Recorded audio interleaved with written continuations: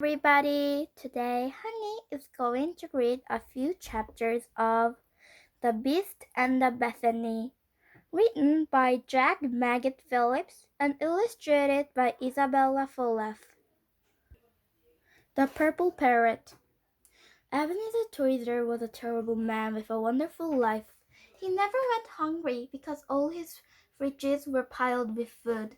He never struggled to understand long words like confabulary or pinker love because he very rarely read books.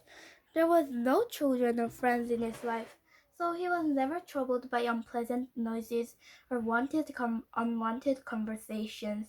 There were also no parties or celebrations for him to attend, so he was never hot and bothered what he should wear.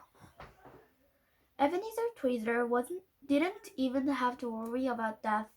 At the time this story begins, he was within a week of his 512th birthday. Not yet, and yet, if you were to have bumped into him on the street, you would have thought him to be a young man, certainly no more than 20 years old. You might also have thought that he was quite handsome. He had short golden hair, a small nose, a soft mouth, and a pair of eyes which dazzled like diamonds in the moonlight. There was also a wonderful look of innocence about him. Sadly, looks can be deceiving. You see, at the time when this story begins, Ebenezer was about to do a very bad thing. All Ebenezer did at first was walk into a bird shop. He then patiently waited behind an impatient person at the till. The impatient person was a small bony girl who was wearing a backpack with two stickers on it. One read Bethany and the other Bog Off. I want a pet, said the girl to the large pleasant bird keeper. What sort are you looking for? He said in return. A frog, or a panther, or a polar bear. Fred, you're in the wrong place. The polar bear panther shop is down the road. The frog market is only open on Wednesdays. We can go get you a bird, but not much else, explained the bird keeper.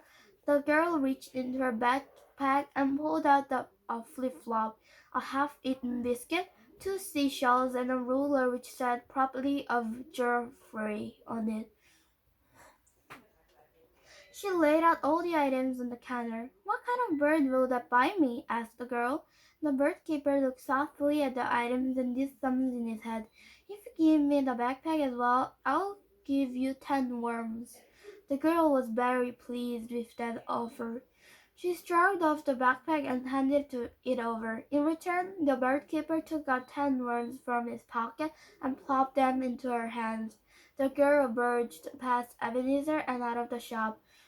Sorry about that, Mr. Tweezer, said the bird keeper. How can I help? That's quite all right, said Ebenezer. I've come to pick up the Winterlorian purple-breasted parrot. That when the bird keeper brought out the sleeping parrot, Ebenezer did not snatch it away. He waited for the cage to be handed over, and he stayed in the shop to speak for a while, even though he was not a big fan of conversation. This is a special one, remember now, said the bird keeper. Only 20 of them left in the world. You ain't the sort of person to lose him, are you? I won't do that, answered Ebenezer, shuffling where he stood. You won't get many of these around no more. Took me a long time to track one down, and every shop can get you a real talking singing parrot, especially ones which sing proper human songs instead of those tweety ones. This sort of birds love an audience. You ain't that sort of person what gotta keep it for yourself hidden away, are you? Asked the bird keeper. I won't do that, said Ebenezer. He was feeling most uncomfortable under the bird keeper's gaze. These sort of birds need a lot of care and attention. They need love. You ain't gonna treat it bad, are you? Asked the bird keeper. Of course not, answered the Ebenezer in a high and shaky voice. The bird keeper knew and loved each one of his birds, from Atwick warblers and yellow-legged seagulls, and he did not want to see any of them go to a bad home. He took a long, hard stare at Ebenezer. "I know exactly what sort of person you are," said the bird keeper. After a second or two of staring, Ebenezer gulped. "You're a great bird owner," said the bird keeper. "I can see in your face." Ebenezer smiled with relief and handed over the money. He paid far more than the agreed price as a special thank you to the bird keeper for his hard work. He bid farewell and left the caged and sleeping parrot. He climbed into his car and started the short drive back to his house. Just as she was parking, the parrot woke up with a large yawn. "Good morning," said the parrot in distinctly unparodied voice. He spoke in low, chocolatey tones. "It's late afternoon," said Ebenezer. "Whoopie poopsie. Well, good late afternoon. My name is Patrick." "And mine is Mr. Twizzler. Welcome to your new home." "Why, gosh!" exclaimed Patrick. The "why" and "gosh" were both the right sort of words to say, because Ebenezer's house was nothing sort of extraordinary. It was 15 stories tall and 12 elephants wide. In front of it had been painted red, and the gardens were large enough to host a dozen different tea parties all at once. As Patrick looked up from his cage, he was filled with excitement. He was a well-traveled parrot, having performed singing tours in several countries, but he had never seen anything like this. He wanted to fly around every part of the house and take it all in. "Can I come out of my cage now?" he asked. "Not yet," answered Ebenezer. "There's something I want you to meet first."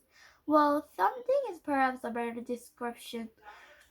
Ebenezer got out of his car and took Patrick into the house. He headed up the stairs carrying Patrick in his cage. "This thing lives in the top floor," said Ebenezer, "and it's very excited to meet you." Ebenezer climbed the stairs while Patrick took in everything around him.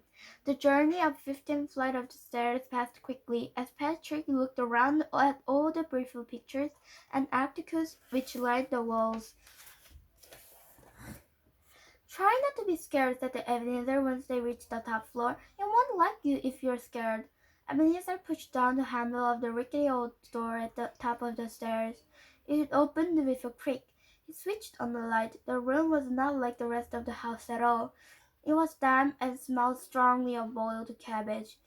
It was bare, save for the presence of velvet curtains and a small golden bell at the end of the room. Ebenezer walked over to the curtains. He paused before drawing them open. "Don't shout and don't scream. It doesn't like those absurd noises," he warned Patrick. Ebenezer drew the curtain open and revealed the beast.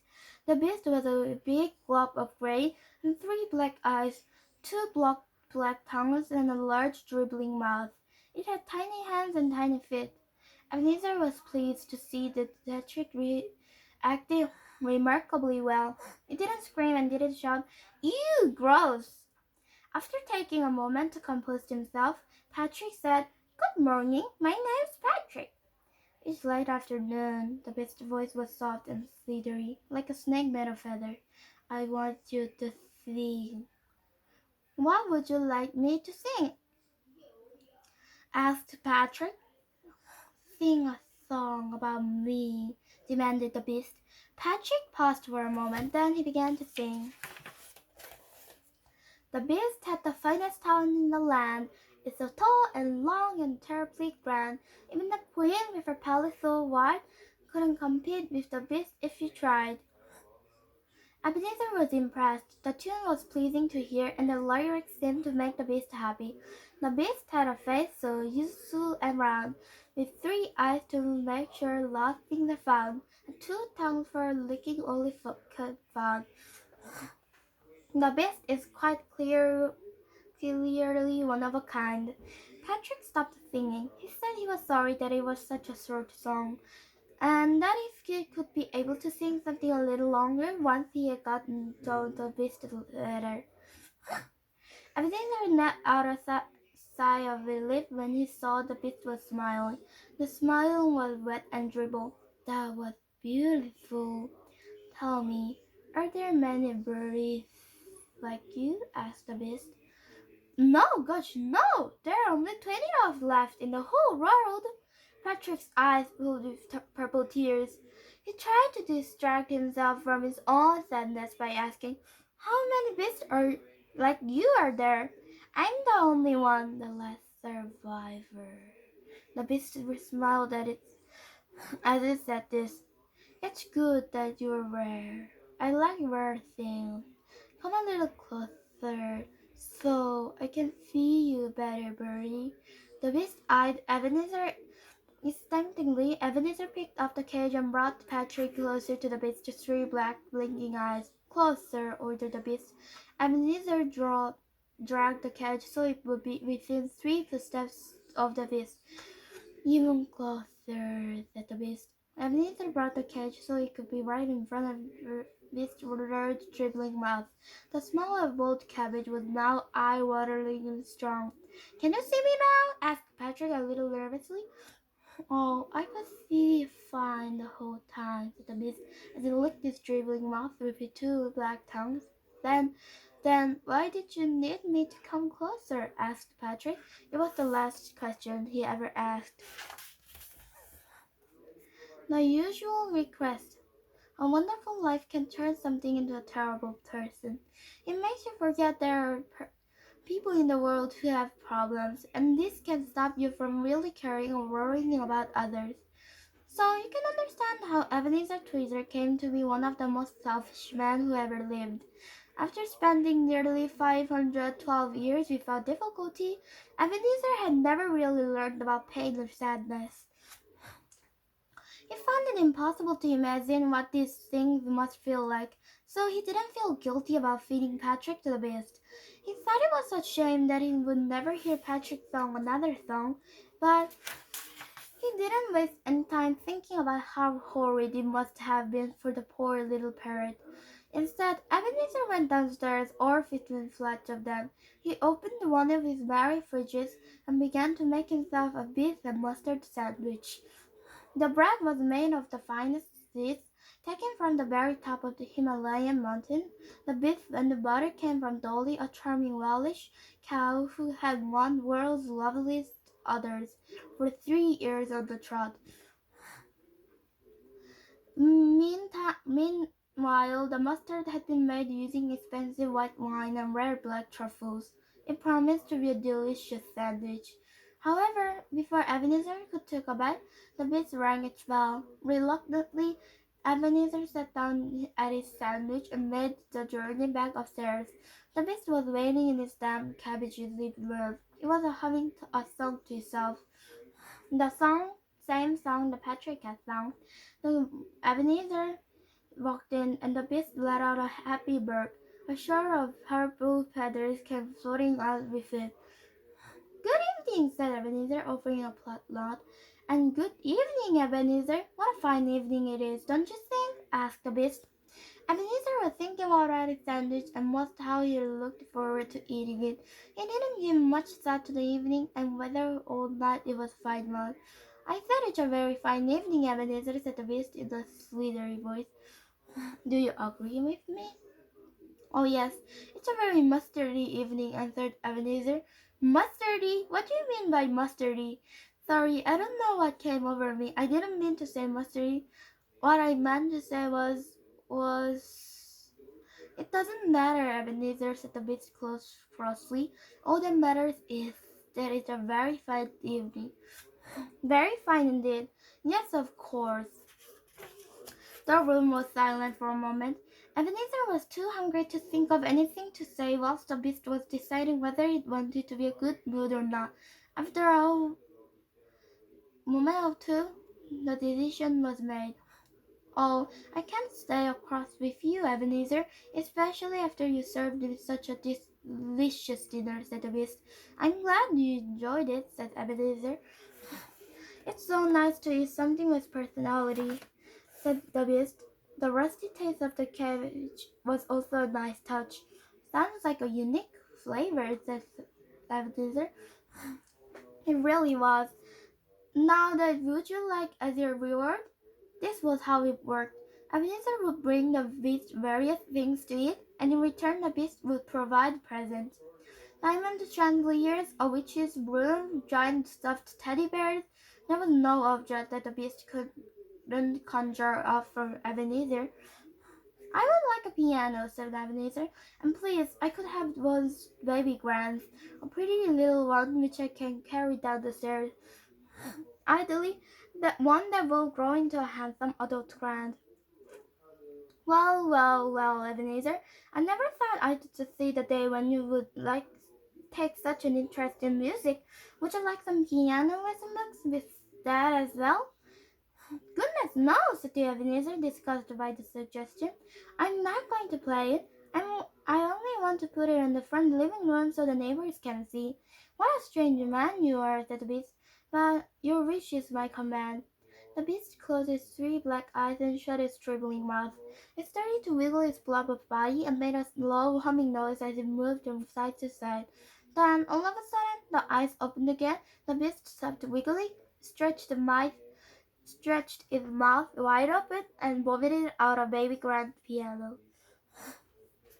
The piano was slimy and dribble, but aside that it was perfect. It was the just size that Ebenezer wanted, and it was definitely pretty enough to make the neighbors jealous. Thank you very much, said Ebenezer. He picked up the piano and marched toward the door. Then he turned around. Oh, I almost forget. There's something else I need from you as well. And what then might that be? Asked the beast. A birthday present, answered the Ebenezer. On Saturday it will be my 512th birthday, and I can already feel the wrinkles starting to come over my face. I'll need another of those anti-aging potions, please. No problem at all, Ebenezer. I'm happy to help. The beast closed its three eyes and started to wiggle out, then stop. Is everything all right? Asked Ebenezer. Everything's superb, answered the beast, but I've decided to ask you something for me before I give you this year's potion. I want you to bring me another meal. Ebenezer sighed. He wished he had asked for the potion before the baby grand. I might not be able to get you another Minterlorian purple-breasted parrot, warned Ebenezer. There are only 19 left in the world now. I don't want another one of those, so there's no good to worry, said the beast. I already know exactly what I want, and it's something I'd never tried before. Ebenezer found this difficult to believe because he had brought the beast all manner of things to eat. During the last month alone, the beast had feasted upon several pearl necklaces, an antique chest of drawers, two beehives, and a medium-sized statue of Winston Churchill. Is it something rare? Asked Ebenezer. It's not rare, but it's rarely eaten, answered the beast. It's noisy, it comes in all shapes and sizes, and it's something which I can find in every country in the world. Ebenezer thought for a moment, struggling to think what was noisy common things would be. It was never very good at figuring out the beast's clues. Is it sort of a trumpet? He asked. It is not, the beast laughed and sweetly loud. I'm severely allergic to trumpets. That would be the end of me. Is it a poodle? Do you want me to the dog shelter again? Suggested Ebenezer. No, no, no, the beast laughing again. It's not an object, and it's not an animal. Ebenezer was out of ideas. He thought the trumpet and poodle was both excellent guesses. Let me put you out of your misery, said the beast. The next thing I want to eat is a child. A gleefully and dribbly smile slowly spread across the beast's face as he watched Ebenezer come to terms with the suggestions.